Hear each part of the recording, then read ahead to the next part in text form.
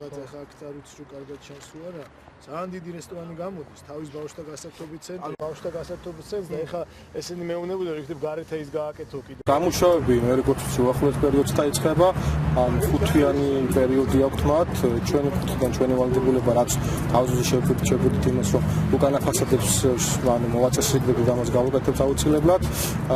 დანარჩენი ანუ ფართი საკმაოდ დიდი გადავეცით, ასე რომ მე ვფიქრობ ერთ-ერთი ანუ ტერიტორიის კუთხით ლამაზი ადგილი გამოვა და გარდა ამისა თვითონ აი უცხოელების მოთხოვნაც იყო რომ ხელა ფართია, კარგი იქნებოდა თუ გარდა ამისა ჩვეულებრივ მაგდონალდს გადა რაღაც ბავშვთა პატარა გასართობიც გაეკეთებინათ, ასე რომ ამასაც ვკვირდებიან. კარგი ის არის, ეს ტერიტორია მთლიანად ათვისებული იქნება და ამ ქალაქის ცენტრში იქნება კარგი შენობა. ეს იქნება მე-10 მაგდონალდი დავიწყებთ ერთ კვირაში.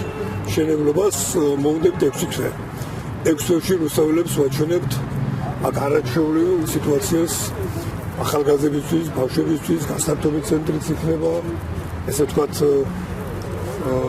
შეხვედრების ადგილი და არაჩვეულებრივად ის გავაკეთებთ რა, წარმოუდგენელს.